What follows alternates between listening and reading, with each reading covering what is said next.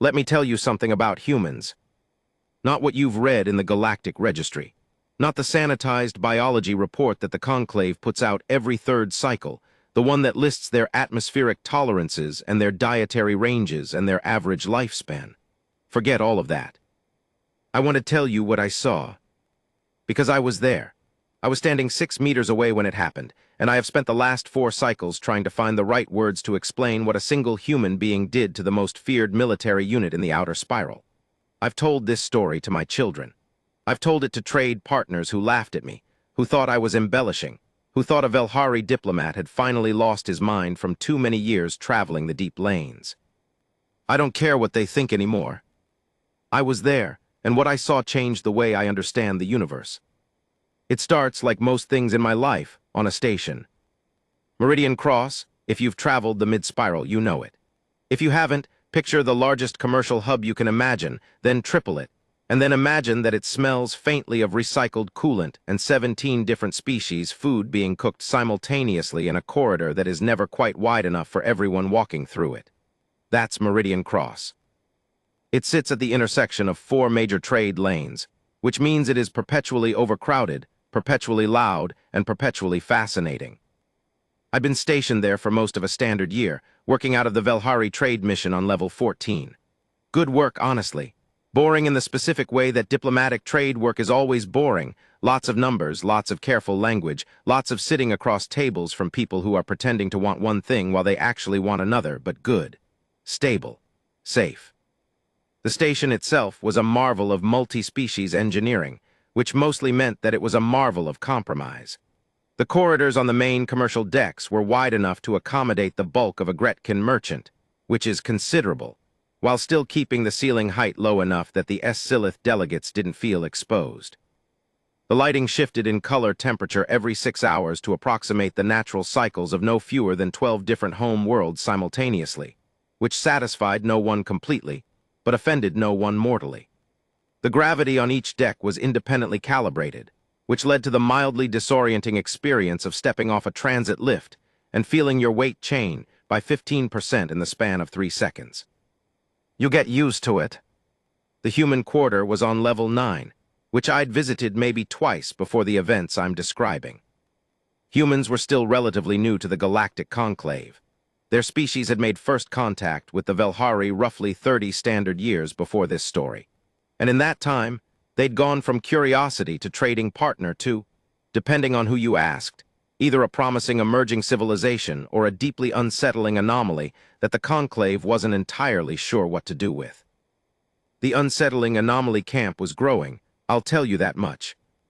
It wasn't that humans were hostile. That was the thing that confused everyone, I think, in those early years. The Conclave's first contact protocols were designed around the assumption that a new species would be either cooperative and non-threatening or aggressive and threatening.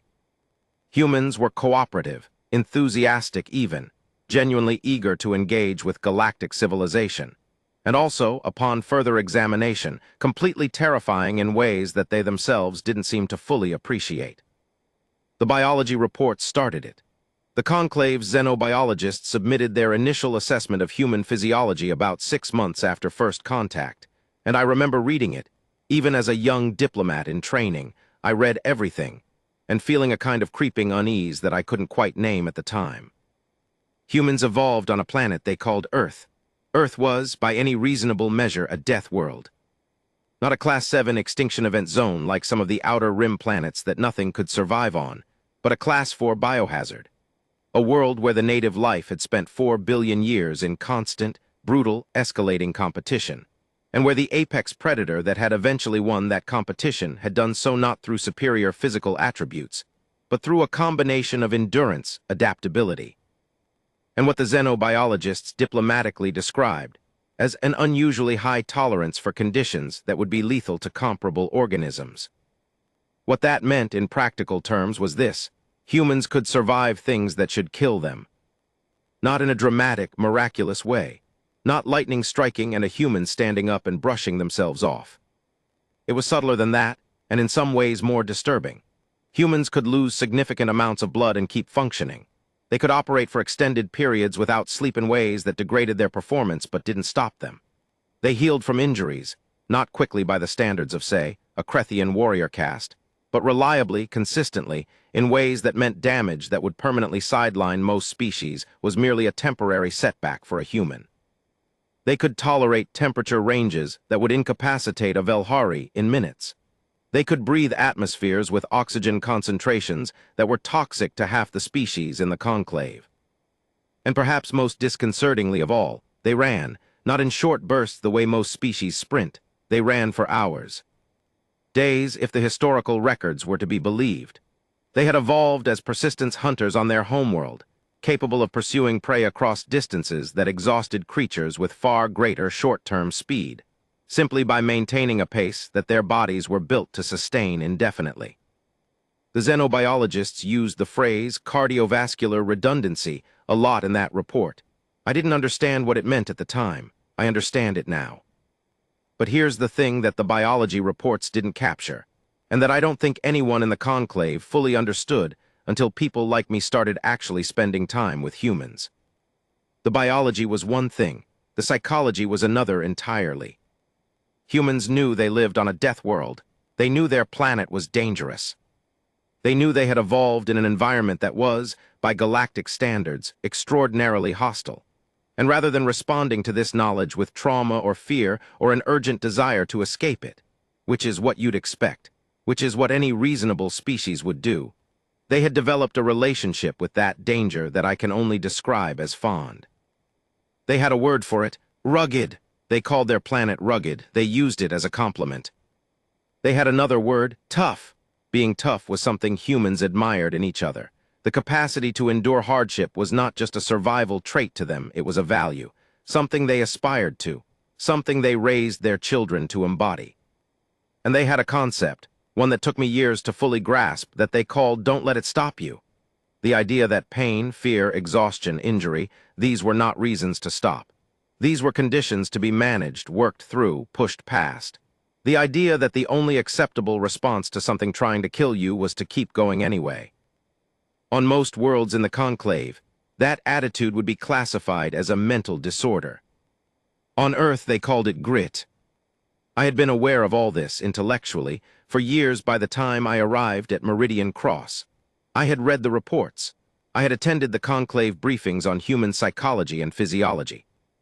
I had even met a few humans in formal diplomatic contexts and found them pleasant, earnest, a little overwhelming in their enthusiasm, and perhaps slightly prone to filling uncomfortable silences with an offer to share food.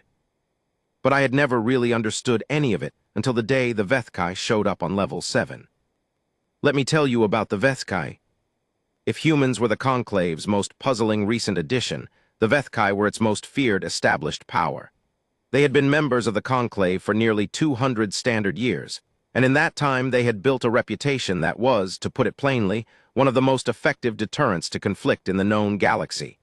Not because they were diplomatic, not because they were reasonable. Because they were genuinely, demonstrably, the most dangerous military force that the mid-spiral had ever produced, and they knew it, and they made sure everyone else knew it too. The Vethkai homeworld was a high-gravity planet with a dense atmosphere and a radiation environment that had produced a species physically unlike almost anything else in the conclave. They averaged 2.5 meters in height. Their skeletal structure was denser than most species' armor plating. Their reaction times were roughly 4 times faster than Velhari baseline. They had 2 hearts, a redundant nervous system, and a resting metabolism that, according to the biology reports, could sustain activity levels that would constitute a crisis state in most other species. They were, in the blunt language of the galactic military assessors, unkillable in any practical battlefield sense. Their military, the Vethkai Enforcement Legion, had been deployed exactly 6 times in 200 years. Every single deployment had ended with total, rapid, complete victory. The last one, 40 years ago, had resolved a border conflict that everyone had expected to last decades.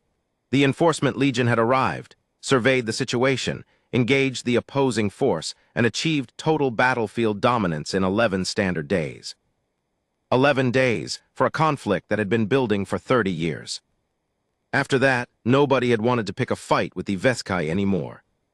So when I tell you that a unit of Vethkai Enforcement Legion soldiers, 12 of them, in full operational armor, carrying weapons that were technically prohibited on civilian stations under the Conclave's standard armament protocols, arrived at Meridian Cross on a Tuesday morning and set up what was, for all intents and purposes, a military checkpoint on the Level 7 commercial corridor. You need to understand what that meant to the people on that station. It meant nobody was going to do anything about it. The station's security chief, a Gretkin named Posful who I'd played strategy games with twice, and who was one of the most competent security professionals I'd ever met, filed a formal protest with Conclave administrative channels within the hour. He was told that the matter was under review. The station's administrative director made 3 separate calls to Vethkai diplomatic liaisons and was told that the unit's presence was a routine security exercise. 2 other diplomatic missions, the Silith cultural attaches and a Pelori trade delegation, lodged complaints and were similarly redirected into bureaucratic channels that everyone knew would produce nothing useful for at least 3 to 4 standard cycles. Because that was the thing about the Vethkai. They didn't violate the rules exactly. They inhabited the gray spaces in the rules, the places where the language was ambiguous or the enforcement mechanisms were slow, and they did what they wanted while the complaints wound their way through channels. By the time any official response arrived, they would be gone, and the point they were making, which was always some variation of "we do what we want," and you know it, would have been made. The checkpoint on Level 7 was a gray space move. Technically, the standard armament protocols allowed for military units to conduct security assessments on civilian stations in cases of credible threat intelligence. The Vethkai had filed the appropriate paperwork claiming exactly that. Whether any such threat intelligence actually existed was, naturally, not something they were required to disclose. What the checkpoint was actually about was a disputed mining claim in the outer corridor of the system, a commercial dispute between a Vethkai extraction company and a consortium of smaller operators, several of whom maintained offices on Meridian Cross. The checkpoint was a message, a reminder, a demonstration of who could apply pressure and who couldn't do anything about it. I found this out later. At the time, standing on the observation walkway above Level 7 with 2 of my mission colleagues, and watching the Vethkai set up their checkpoint with the practiced efficiency of people who had done this many times before, I just felt the same thing everyone else on that station felt. A low, cold, very specific kind of helpless dread. The checkpoint had been in place for about 6 hours when the human appeared. His name, I learned afterward, was Sergeant First Class Marcus Dale, retired. He'd served in something called the United Earth Defense Forces for 22 years before mustering out and taking a civilian consulting position with one of the smaller trading companies that operated out of Meridian Cross. He was 43 years old by human reckoning, which apparently meant he was considered middle-aged by his species standards. He looked like what he was if you knew what to look for. Humans are not particularly large by galactic standards. Dale was about 1.8 meters, which put him well below average height for a Velhari male and utterly dwarfed by the Vethkai soldiers.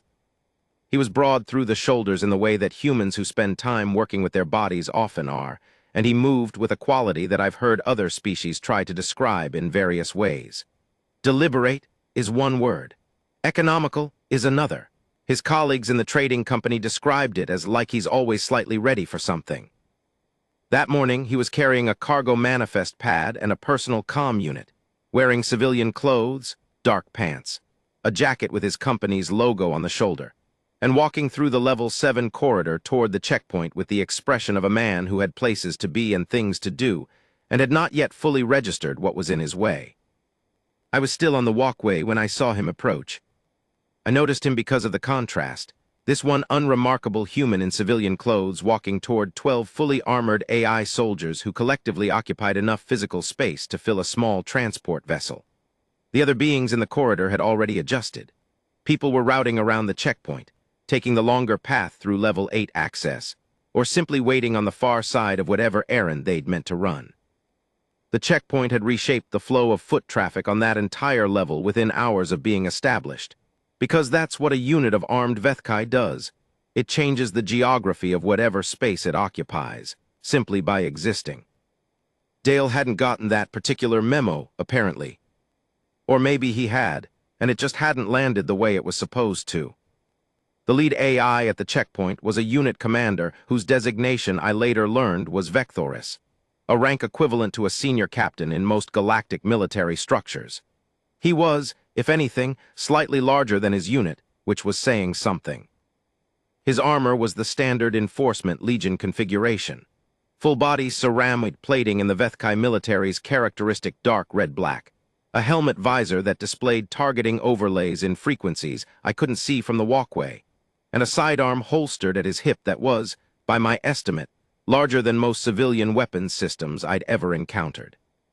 He had been turning away beings all morning. Not aggressively, that wasn't the Vethkai style, at least not at first. There was a formula. You approached the checkpoint. A soldier held up a hand. You stopped. You were informed that Level 7 transit access was temporarily restricted per Conclave Security Protocol 14D. You were directed to alternate routes. You left. Most beings did it within about 30 seconds, because when a being the size of a Vethkai soldier holds up a hand and explains something to you in a tone that suggests they are not particularly interested in discussing the matter, the reasonable instinct is to say understood and find another path. Dale reached the checkpoint perimeter and stopped when the soldier held up the hand. He looked at the hand, he looked at the soldier. He looked past the soldier at the other 11 soldiers, and all their equipment, and the very deliberate way they had positioned themselves to control the corridor. Then he looked back at the hand, and I watched him tilt his head to one side just slightly, the way humans do when they're processing something that doesn't quite add up for them. The soldier said something. I couldn't hear it from the walkway, but I could see the mouth moving, and I knew what it was because I'd watched the same exchange about 40 times that morning. Level 7 restricted. Protocol 14D alternate routes available. Move along. Dale looked at the soldier. There was a pause. Now here is where I need you to understand something. The pause was short, maybe 3 or 4 seconds. But it was a different kind of pause than I'd seen all morning. Every other being who'd encountered this checkpoint had paused with the quality of someone recalibrating their plans, accepting a new reality, mentally rerouting. The pause you make when you've encountered an obstacle and your brain is already moving toward, okay, what's plan B? Dale's pause was not that kind. Dale's pause had the quality of someone reading a document very carefully and finding what they believed to be an error. He said something back to the soldier. I grabbed my colleague Ussa's arm. She was the senior cultural analyst on our mission, 2 decades of observing multi-species interactions, calm to the point of stillness in almost any situation, and I grabbed her arm like a nervous child.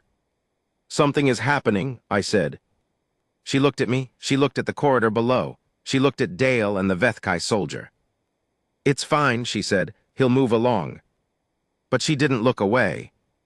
The soldier's response to whatever Dale had said was the standard escalation, a second repetition of the restriction notice, slightly louder, with a shift in posture that any species in the conclave would have recognized as a precursor to physical enforcement. The universal body language of I have now told you twice, and the 3rd time will involve contact. Dale nodded slowly, like he understood, like he was absorbing the information. And then he said something that made the soldier go very still. I found out later what he said. I asked multiple people who were close enough to hear. They all reported the same thing. He said, under which specific provision of Protocol 14D? Because the full text of 14D requires a verified threat assessment filed with the station's administrative director within 4 hours of checkpoint establishment. I've been working on this station for 8 months. I know station regs. So I'm just asking which provision specifically, and can you show me the filed assessment? Silence. Not long, maybe 2 seconds, but 2 very specific seconds in which a Vethkai Enforcement Legion soldier encountered something he had not encountered at this checkpoint all morning, a being who had not moved along. Behind the soldier, I saw Vecthoris, the unit commander, look up from whatever he'd been reviewing on his tactical display. He looked at the soldier, he looked at Dale. He said something to 2 of the other soldiers who shifted their positions slightly. This was not, I want to be very clear, a subtle shift. When Vethkai soldiers shift positions in response to a developing situation, it is about as subtle as a weather event. 2 beings who collectively weigh more than most civilian ground vehicles moved to new positions, and everyone within visual range of the corridor noticed. and the people who'd been waiting on the far side of the checkpoint and watching this exchange took a collective step backward. Dale didn't take a step backward. He waited for an answer to his question. The answer he got was Vecthoris himself. The unit commander walked up to the checkpoint perimeter and looked down at Dale, and I want to try to convey what that looked like from the walkway, because I think it's important. Vecthoris in full operational armor stood roughly 2.7 meters tall. He had the physical bearing of someone who had spent his entire adult life in a profession where physical presence was a tool, and he used that bearing the way an expert craftsman uses a fine instrument, precisely, economically, with no wasted motion. He looked at Dale the way something looks at a much smaller thing when it is trying to decide if the smaller thing is a threat or simply confused. Most beings encountering that look would have arrived at an immediate and powerful instinct to clarify that they were not a threat, and were in fact very happy to be confused and redirected elsewhere. Dale met the look. He didn't square up. Humans don't do that, not the trained ones. It's too obvious, too readable. He just stood there the way he'd been standing and waited. Vecthoris said something. Dale said something back. Vecthoris said something else. Dale said something back. This went on for about 90 seconds. I could see from the walkway that Vecthoris's posture was shifting, not dramatically, but enough. The precision was giving way to something slightly less precise. He had not expected this to be a 90-second conversation. Later, and I pieced this together from several people who were close enough to hear, this is roughly what was said. Vecthoris had informed Dale that this was a conclave security protocol enforcement zone, and that civilian access was restricted. Dale had asked again about the specific provision and the threat assessment. Vecthoris had told him that the details of threat assessments were classified under enforcement, Legion operational security protocols. Dale had said that operational security protocols applied to the content of the assessment, not the fact of its existence, and that the filing requirement under Protocol 14D was a public accountability measure specifically designed to prevent arbitrary checkpoint establishment, and that if no assessment had been filed, the checkpoint itself was not legally constituted. Vecthoris had said that the Enforcement Legion operated under Conclave Treaty Article 7, which granted them independent operational authority in threat response scenarios. Dale had said he was familiar with Article 7, that Article 7 explicitly required coordination with local station administration before checkpoint establishment, except in cases of active threat response, meaning an ongoing threat, not a prospective one, and asked whether there was currently an active threat in progress on Level 7. Silence. Then Vecthoris had told him to move along. Dale had said, "I'd like to, but I have a cargo pickup on the other side of this checkpoint that I need to complete in the next 40 minutes, or my company misses a departure window. So if you could show me the filed assessment or confirm that Article 7 active response criteria are currently met, I'll let you get back to your work. Otherwise, I'm going to need to contact my station administrative liaison about the status of this checkpoint." More silence. And then, and this is the part that I think nobody on that station expected, the part that made my Velhari blood run what I can only call cold and electric at the same time, Vecthoris moved. Not to let Dale through. Not to show him the paperwork. He moved the way a Vethkai enforcement commander moves when a situation has stopped being a conversation and is about to become a demonstration. He moved toward Dale. I have thought about this moment many times in the 4 cycles since it happened. I've thought about what Dale must have seen, standing at that checkpoint with 12 armored soldiers behind a unit commander who is now moving toward him with the specific body language of someone about to make a point physically. I've thought about what the rational response would have been, the logical response, the response that any sane being with an accurate understanding of the situation would have had. The rational response was to take a step back, to raise your hands, to say something conciliatory, to accept very quickly that you were one unarmored civilian and they were 12 Vethkai enforcement soldiers, and that this was not a situation where being right about protocol gave you any practical advantage. The rational response was to get out of the way. Dale did not move. He did not step back. He did not raise his hands. He watched Vecthoris approach, and he stood exactly where he was, and his expression, from what I could see from the walkway, was not afraid and not aggressive and not anything that I had a clean word for in Velhari. It was the expression of someone who had made a very specific decision and was not going to unmake it. Vecthoris reached him, stopped, was close enough that the size disparity was, from my vantage point, almost geometrically comical. Dale's head was roughly level with the unit commander's chest plate. Vecthoris said something. Dale said, "I heard you." Vecthoris said something else. Dale said, "I understand." Vecthoris reached out and put one hand on Dale's shoulder. Not roughly, the Vethkai didn't need to be rough to make the point. It was a placement. The placement of a hand by someone who outweighs you by 300 kilograms and wants you to understand, physically, concretely, as a fact of your own body, that you are going to move. And this is the part. This is the part I want to tell you about. Dale looked down at the hand on his shoulder. He looked up at Vecthoris. He said something very quietly, quietly enough that only Vecthoris and the two nearest soldiers could hear it.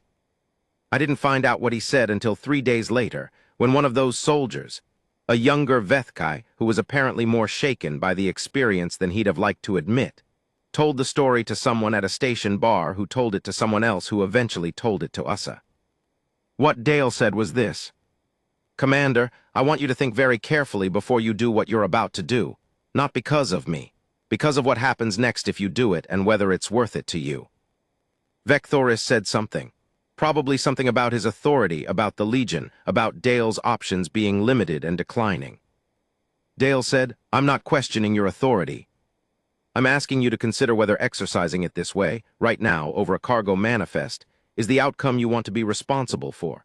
Because I'll tell you what I know about my species and your species and about this station and about what gets filed in after-action reports.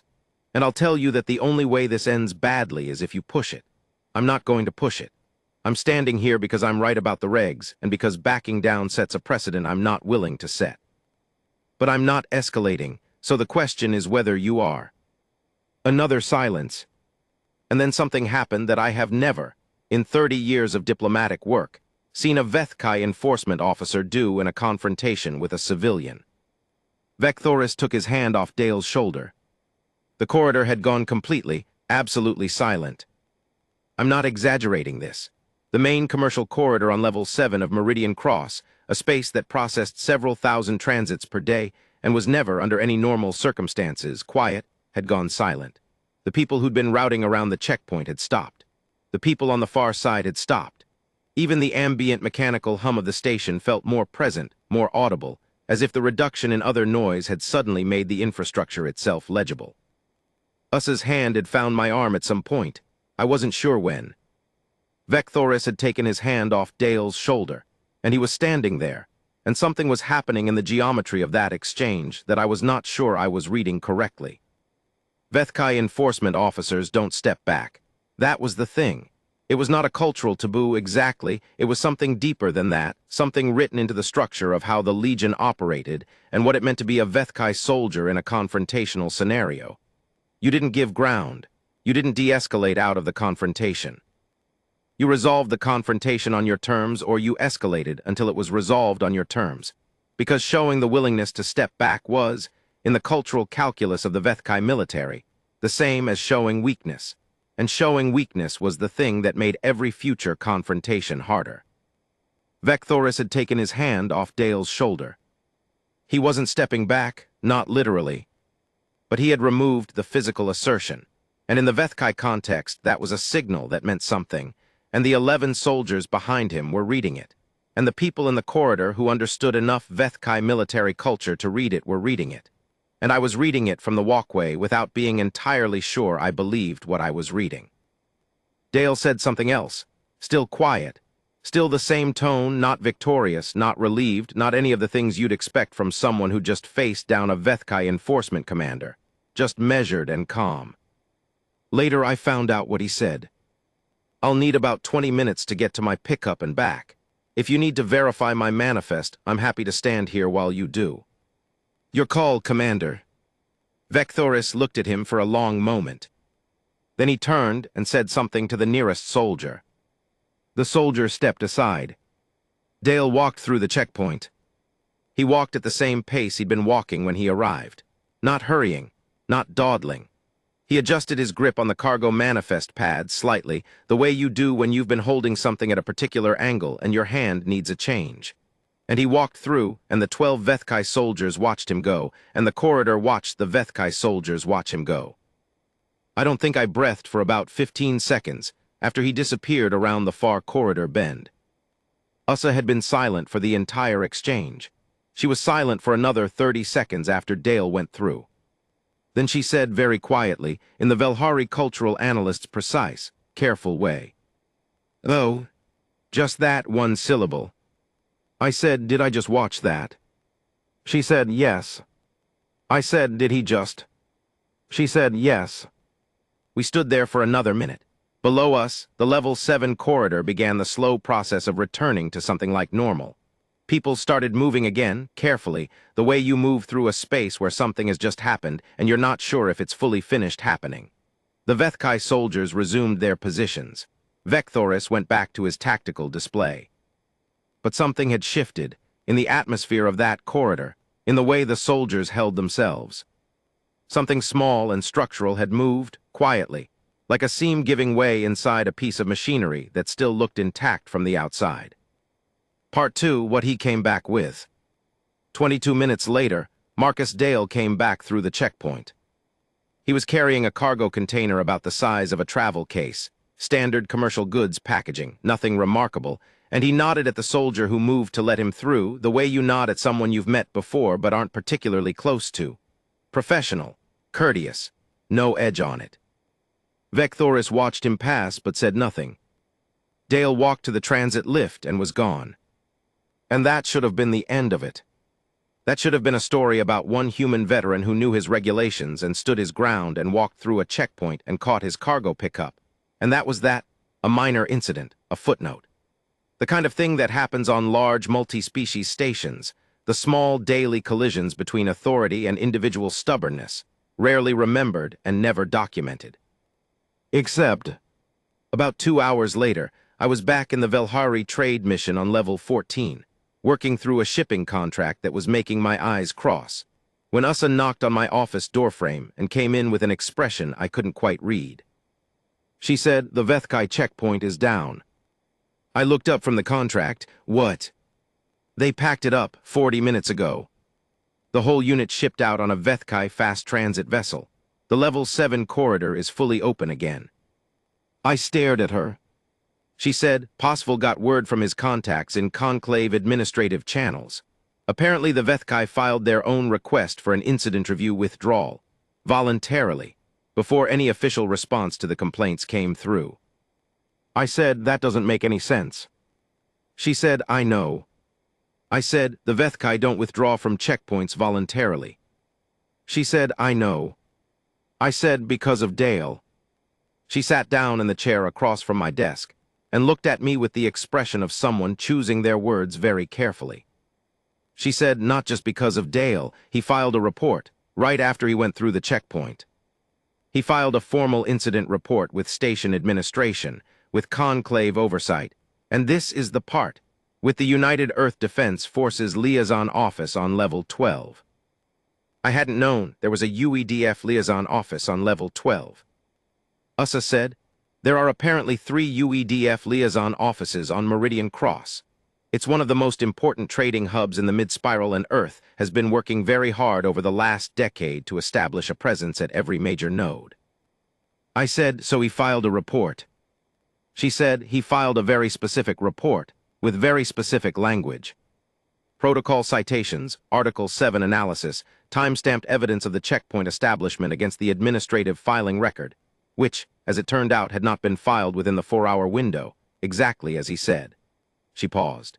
"He also included a personal testimony statement under the UEDF's Interspecies Incident Reporting Framework, which is, apparently, a framework that Earth negotiated into the Conclave Charter 8 years ago in the 3rd cycle of their membership. A framework that requires any incident involving UEDF-affiliated civilian personnel and military units of Conclave member species to undergo mandatory review at the senior Conclave level." I looked at her. She said, the review, once triggered, generates automatic notifications to the diplomatic missions of both species involved, and to 12 senior conclave oversight members, within 6 hours of filing. The shipping contract on my desk had become entirely irrelevant. I said, he knew about that framework before he got to the checkpoint. Usa said, I think he knew about it before he left his quarters that morning. I want to stop here, because I think this is the part that people miss when they tell this story. The part everyone remembers is the confrontation. The human standing at the checkpoint, the Vethkai commander, the hand on the shoulder, the quiet words. People remember that because it's the visual. It's the drama. It's the moment that feels like the climax. But it wasn't the climax. The confrontation was the opening move, in something much more deliberate. Dale had walked up to that checkpoint knowing exactly what he was doing, not in an impulsive, anger-driven way, not even in a principled but improvised way.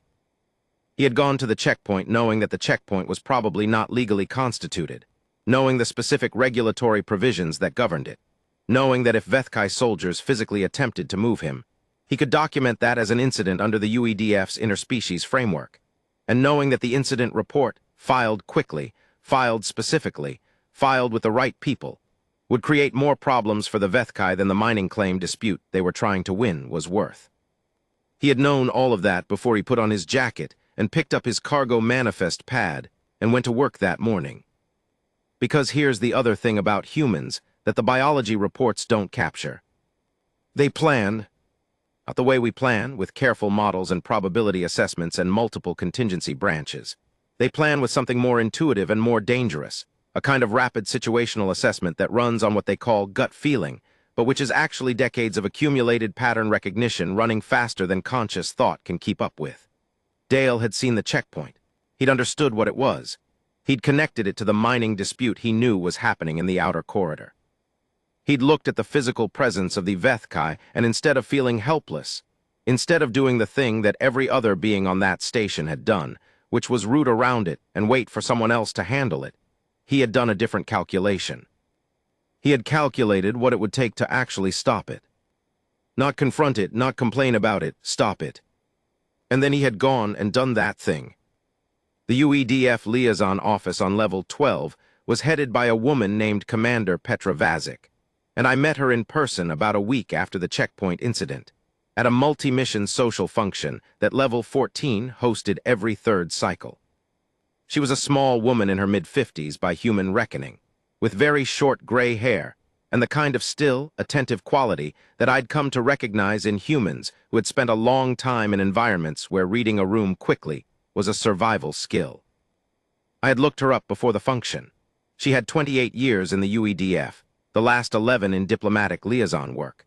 Before the liaison posting, she'd worked in something called Special Operations for 12 years, which the human military records I had access to described in terms that were notable more for what they didn't say than what they did. I asked her about Dale. I was diplomatic about it. I framed it as curiosity about the checkpoint incident from a Velhari trade mission perspective, which was true enough. But she read through that framing in about 4 seconds and smiled and said, "He's good at his job." I said, "He seemed to know exactly what he was doing." She said, "He did." I said, "Did he consult with your office before the checkpoint encounter?" She looked at me with an expression that was warm and precise, and gave away absolutely nothing. She said, "I can tell you that Sergeant Dale has maintained a close professional relationship with this office since his arrival on the station, and that we consider civilian personnel with his background to be an important part of how Earth projects competence in multi-species environments." Which was a very specific non-answer to my question. I said the Vethkai withdrew. She said they did. I said, "That's not something the Vethkai normally do." She said, "No, it isn't." She took a sip of whatever she was drinking. "But they're a smart species on the whole, smart enough to recognize when a situation has been structured to cost them more than it's worth. That's all it takes, really. Structure the situation correctly. The Vethkai aren't irrational, they make calculations.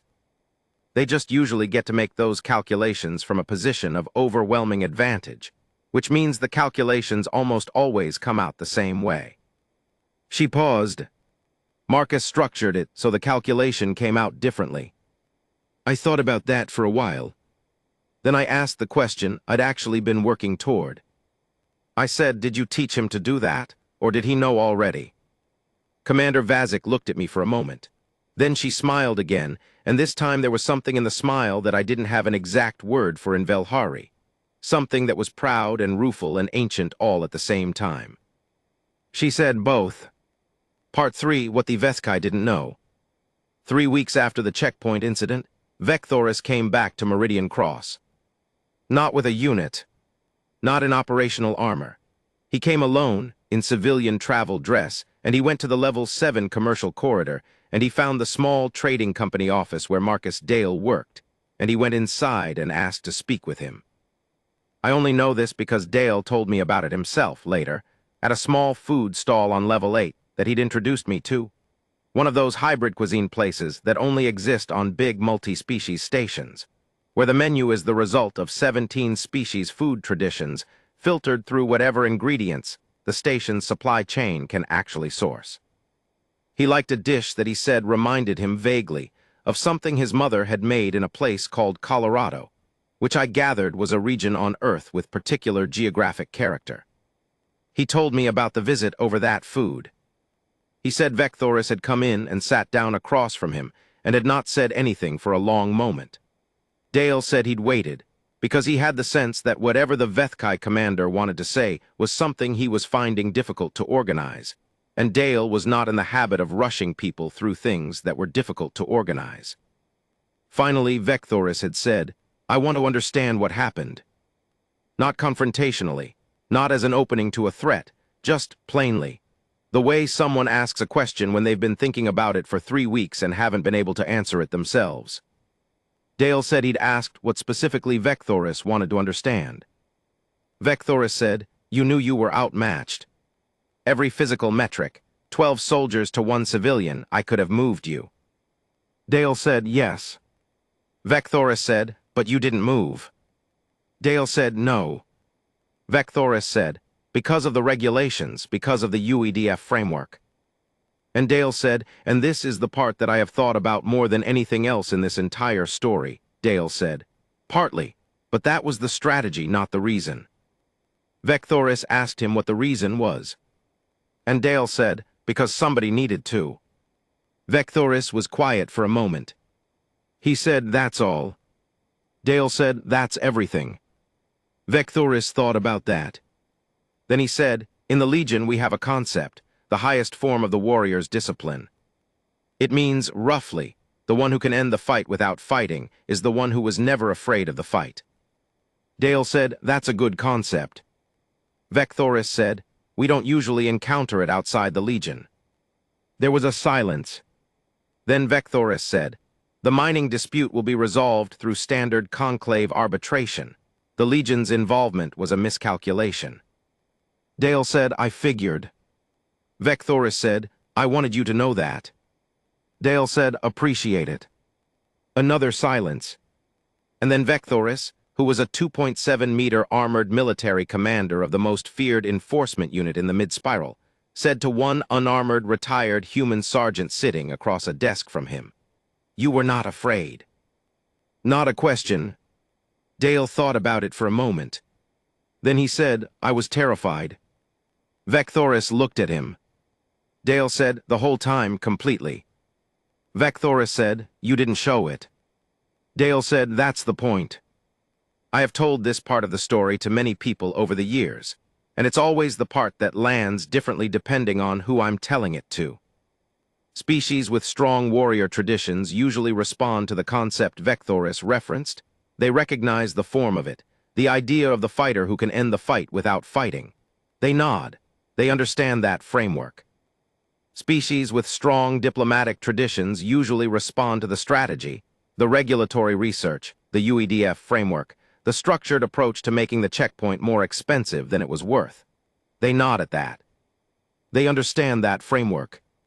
What very few people respond to immediately, what takes longer to land, is the part about being terrified. Because that's the part that's actually most important. Dale was not brave because he wasn't afraid. He was brave because he was afraid. He stood at that checkpoint, facing 12 Vethkai enforcement soldiers with a commander's hand on his shoulder, and he was completely terrified by his own account, by the account of what any rational being would feel in that situation, and he stood there anyway. Not because the fear went away, because he was more committed to the thing he'd decided to do than he was controlled by the thing he was feeling. And that specific quality is not something the biology reports cover. It's not in the cardiovascular redundancy analysis or the atmospheric tolerance assessment. It's not a physical trait.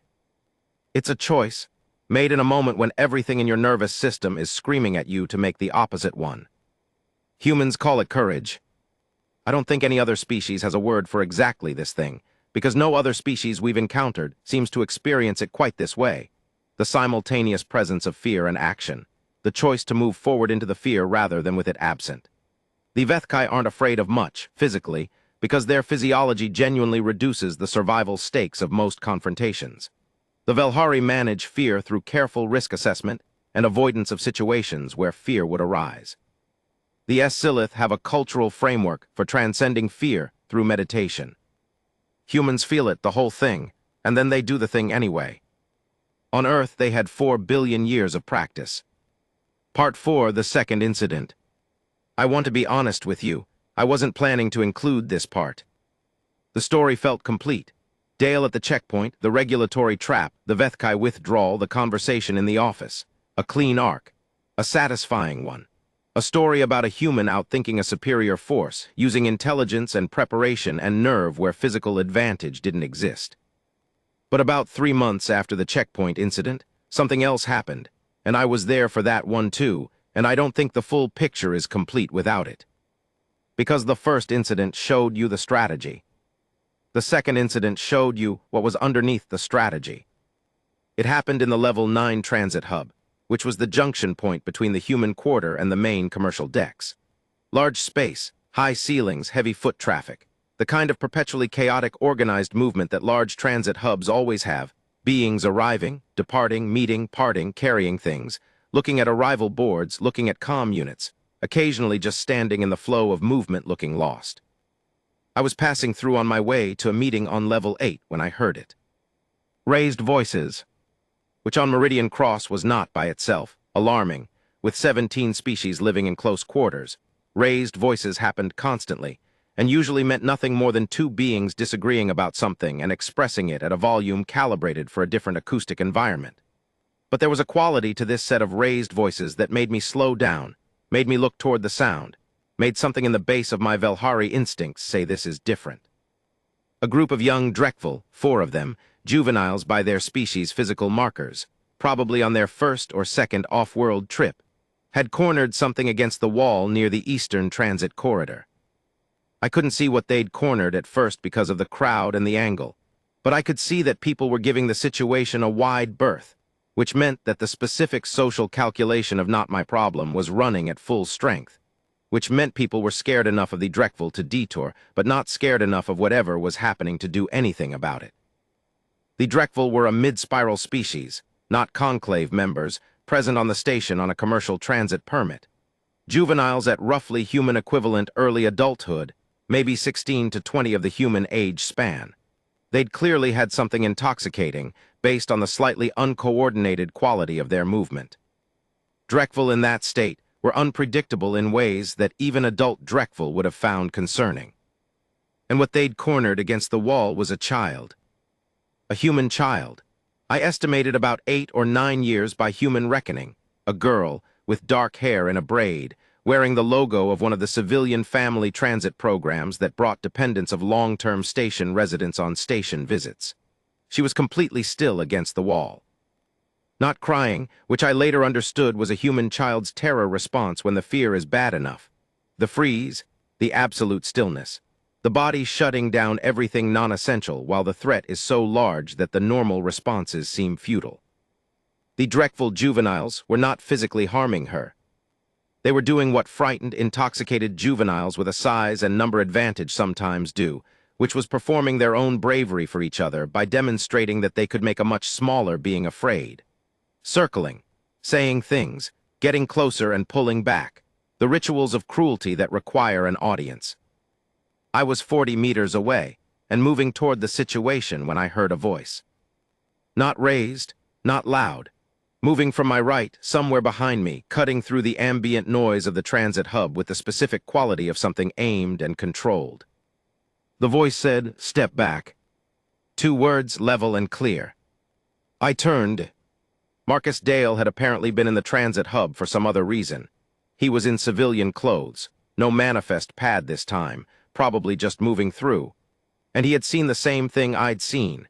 And between seeing it and now, something had happened in the geometry of his movement that was very difficult to describe. He wasn't running.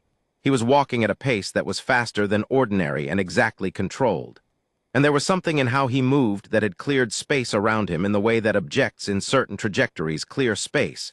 People just moved out of the way without quite knowing why, the way you unconsciously step back from something that is moving with full certainty of direction. The Deathworlder juveniles heard the voice and turned.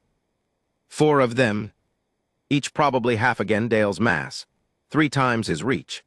Intoxicated, which in Deathworlder physiology reduced pain response and executive function simultaneously, which made them more dangerous in the specific way that things with less to lose are more dangerous.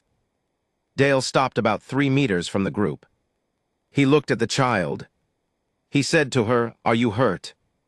She shook her head, tiny motion. He said, "Stay there for a second." Then he looked at the Deathworlder. He didn't say anything immediately. He looked at them the way he'd looked at the Vethkai checkpoint, with the full, settled attention of someone who has completely arrived in a situation and is not partway out of it. The lead Deathworlder said something. I don't speak Deathworlder, and the transit hub auto-translator had a half-second lag, so what I caught was the translated gist. Something about this not being his concern and him being outnumbered. Dale said, "This is very much my concern." The lead Deathworlder said something else. The translator gave me 4-1 walk away. Dale said, "I've seen worse odds."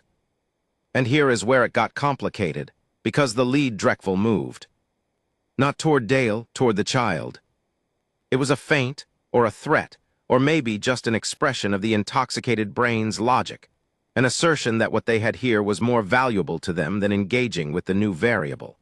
Whatever the calculation was, the lead Deathworlder turned from Dale and moved toward the girl against the wall. I do not have exact words for what happened in the next 4 seconds.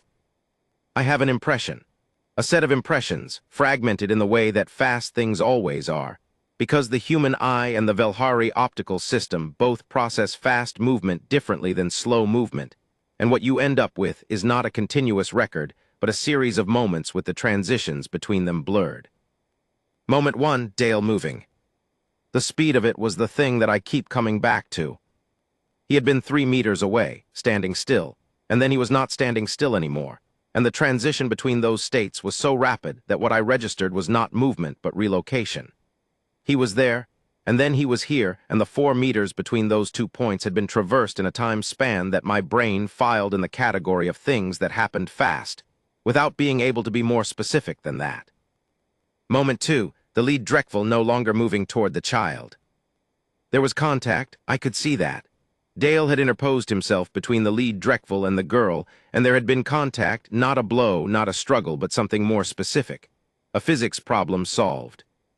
The lead Deathworlder's forward momentum had been addressed in the sense that it had stopped, and the lead Deathworlder was now not in the position he'd been in a moment before. Moment 3, Dale between the Deathworlder and the child. He was standing in that space now, the space between the group and the girl, and his body language had changed. Not dramatically, but the quality I'd noticed before, the settled, arrived quality, had sharpened into something else. Something that took me a moment to name. Readiness. Not aggression, not threat. Readiness. The specific physical state of a person who has made a complete commitment to where they are and what they're doing and is prepared for all of the possible next things to happen. The Deathworlder were looking at him. The one nearest him was looking at him with an expression that I thought at first was anger. Then I looked again. It was recalibration.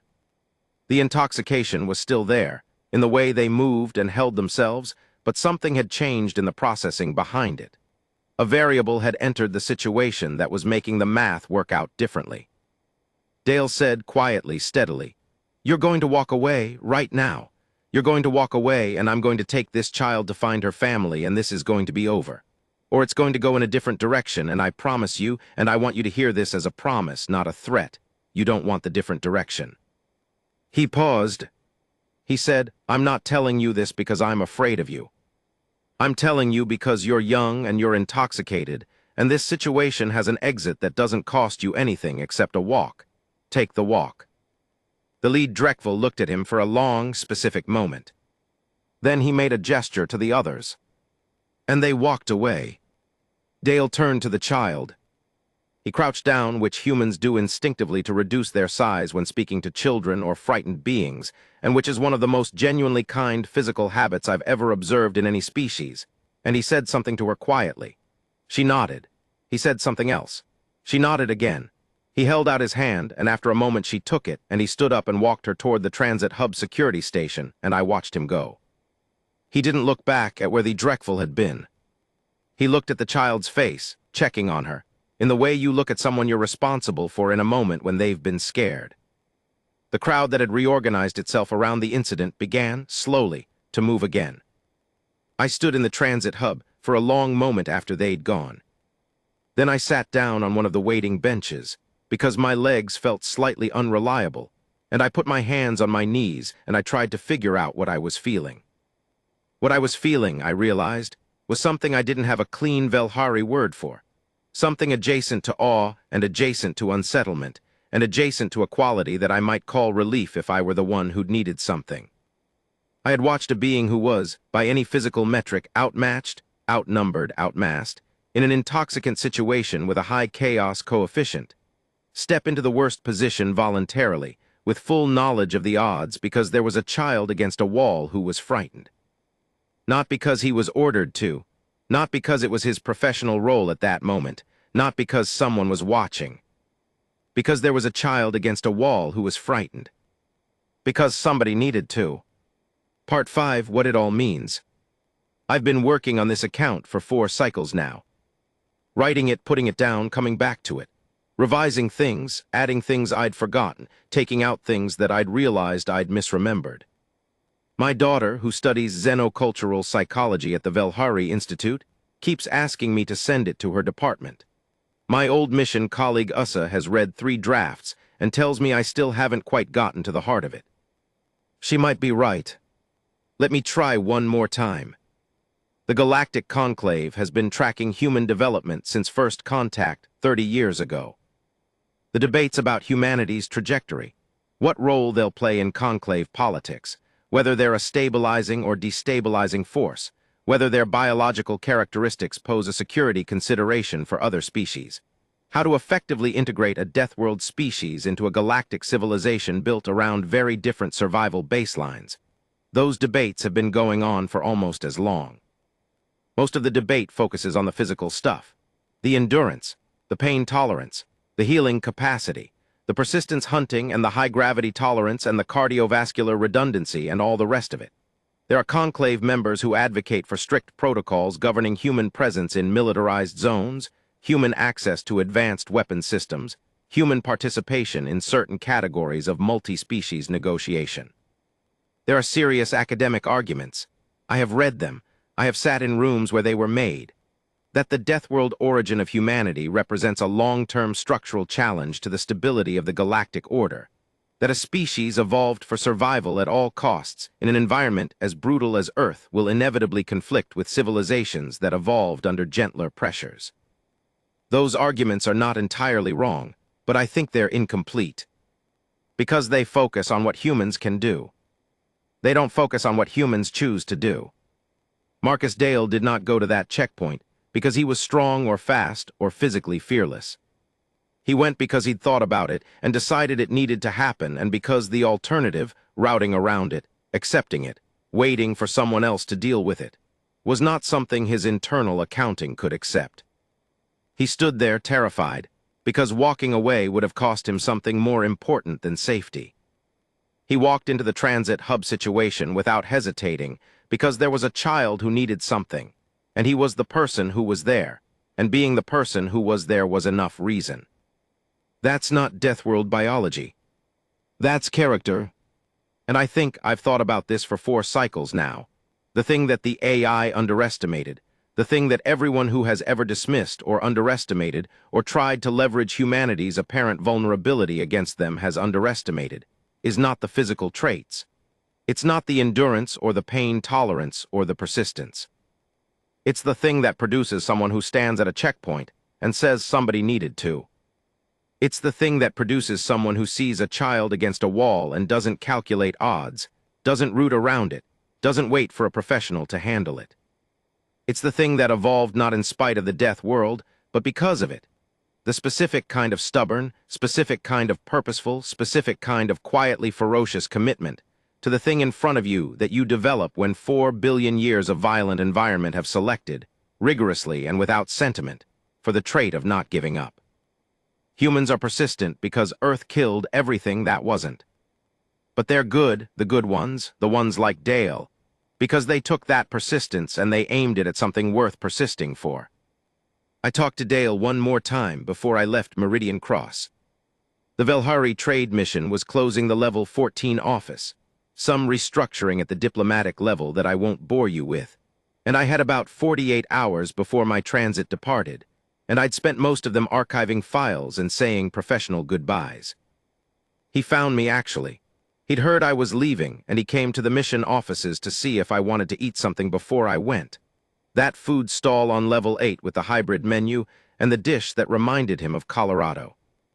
We ate. We talked about the kinds of things you talk about when you're not quite friends but not quite strangers, shared experiences, observations about the station, the general state of things in the mid-spiral.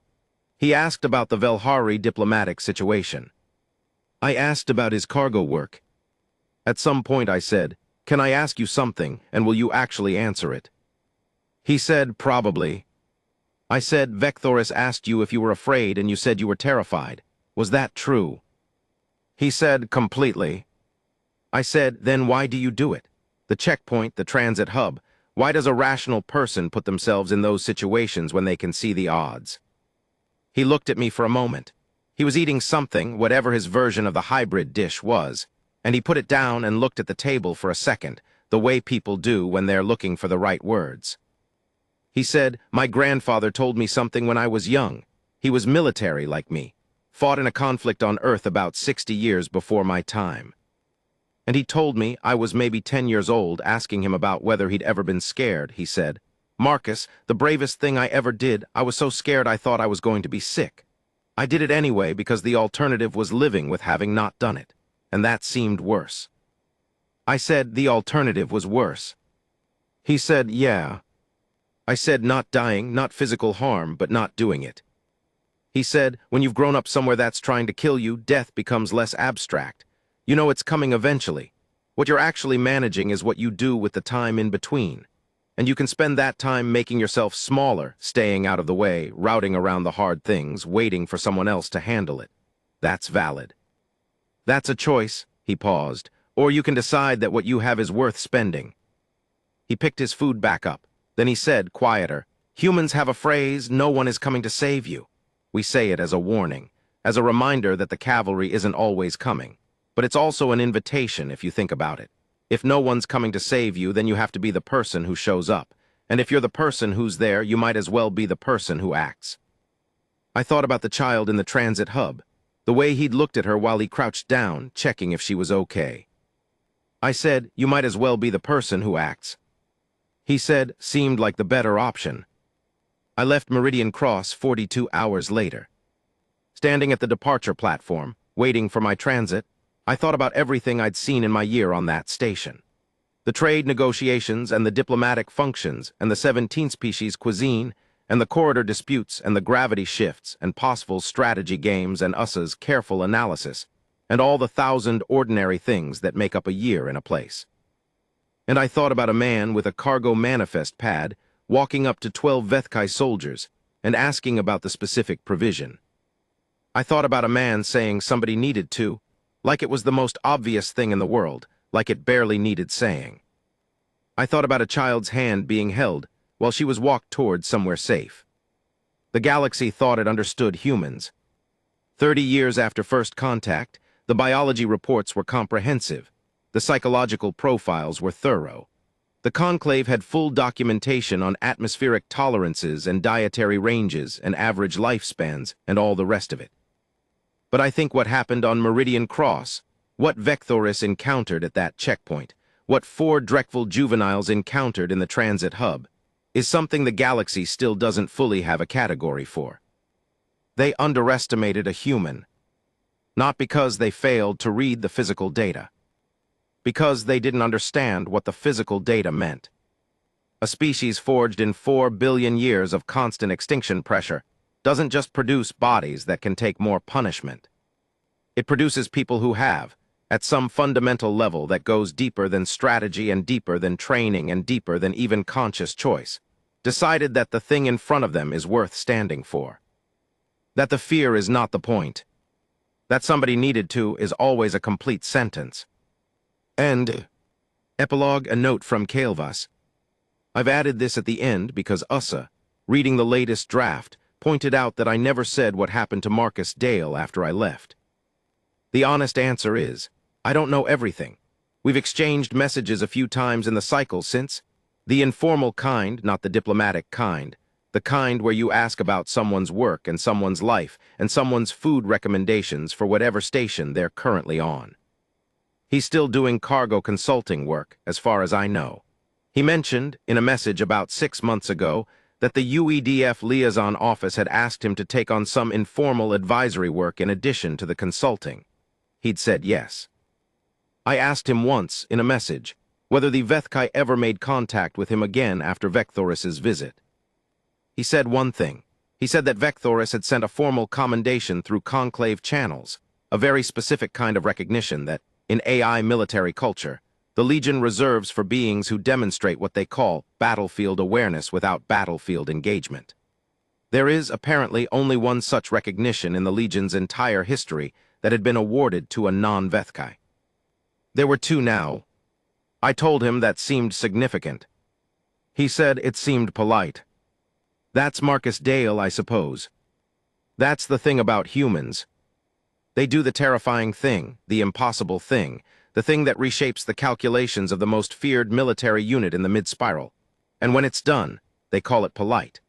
They file it under something that needed doing, and they go back to work, and they eat lunch at a hybrid food stall that reminds them vaguely of home. The galaxy made its mistake in thinking that because humanity was new, it was naive. In thinking that because they were small relative to the Vethkai, they were diminished. In thinking that because they came from a brutal world, the brutality was the most important thing about them. The most important thing about them is what they chose to do with it. A species that survived a death world didn't do it by accident.